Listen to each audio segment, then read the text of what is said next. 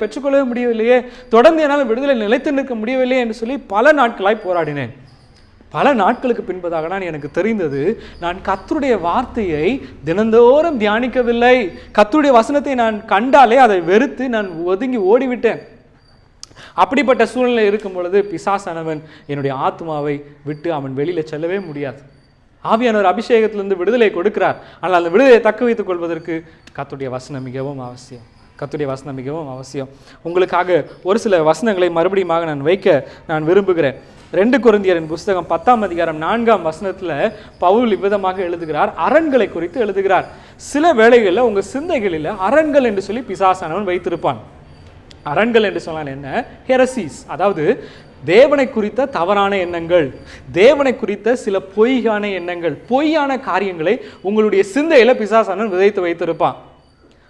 For example நான் சொல்கிறேன், ஒரு சில நாட்கள் நீங்கள் உங்கள் மனைவியோடு இல்லை கணவனோடு நீங்கள் பழகும் பொழுது உங்கள் மனைவி சில காரியங்கள் நெகட்டிவாக எக்ஸ்பிரஸ் பண்ணும்போது நீங்கள் நினச்சிப்பீங்க, ஓ என் மனைவி இப்படி தான் சொல்லி, கடைசி வரைக்கும் என் மனைவி இப்படி தான் இருப்பா அப்படின்னு நீங்கள் நினச்சிக்கிட்டு இருப்பீங்க.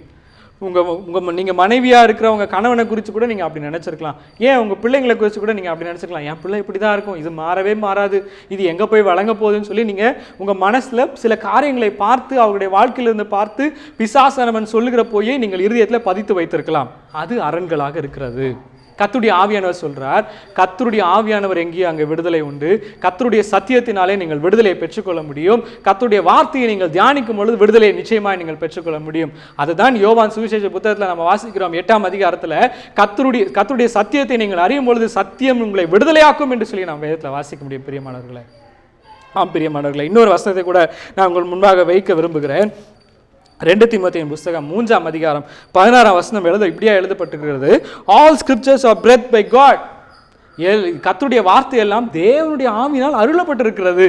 கர்த்தருடைய ஆவியானவரால் அருளப்பட்ட வசனம் எதற்காக கொடுக்கப்பட்டிருக்கிறதா? அது டீச்சிங்காகவும், ரெபியூக்கிங்காகவும், கரெக்டிங்காகவும், ட்ரைனிங் இன் ரைச்சஸ், இவ்வளோ காரியங்கள் வேதத்தில் அடங்கியிருக்குது. பாருங்கள், உங்களை எல்லா காரியத்திலும் வல்லமையாய் உங்களை செயல்பட வைப்பதற்கு, பிசாசை நீங்கள் ஜெயிப்பதற்கு, பிசாசை மேற்கொள்வதற்கு கர்த்தருடைய வசனம் மிகவும் அவசியம். பிரியமானவர்களே, இந்த நாளில் கூட கர்த்தருடைய வசனத்தை நீங்கள் தியானிக்கணும். தயவு செய்து சொல்கிறேன், ப்ளீஸ், அபிஷேகத்தை மட்டும் பெற்றுட்டு அபிஷேகம் போதுன்னு சொல்லி தயவுசெய்து ஓடாதீங்க. கர்த்தருடைய வார்த்தையில் இருக்கிற வல்லமையை உங்கள் சிந்தைக்குள்ளாய் கடந்து செல்லட்டும். உங்கள் சிந்தையில் இருக்கிற அரண்கள் எல்லாம் நிர்மூலமாகட்டும் இயேசுவின் நாமத்தினால. கர்த்தர் உங்களுக்கு விடுதலை கொடுப்பாராக. உங்களுக்காக நான் ஜெபிக்கட்டுமா? கர்த்தருடைய ஆவியானவர் இந்த நேரத்துக்காக நான் ஜெபிக்கிறேன். யாரெல்லாம் சிந்தையில் அரண்களோடு கூட ஆத்மாவில் விடுதலை இல்லாமல் போராடுகிறார்களோ அவர்களுக்கு உம்முடைய வசனத்தின் வல்லமையை ருசிக்கத்தக்கதாக சூழ்நிலைகளை கர்த்தர் நீர் உருவாக்கி தருவீராக. வசனத்தை வாசித்து தியானிக்கிற ஒரு பாரத்தை ஒவ்வொருடைய உள்ளத்திலும் கர்த்தர் நீர் கொடுக்க முடியாது நான் ஜெபிக்கிறேன். சுவாமி, உம்முடைய பலன் ஒவ்வொரு பிள்ளைகளுக்குள்ளாக இறங்கட்டும். பொறுப்பெடுத்துக் கொள்ளுங்க, வழி நடத்துங்க. இயேசுவின் நாமத்தில் பிதாவே, ஆமென், ஆமென்.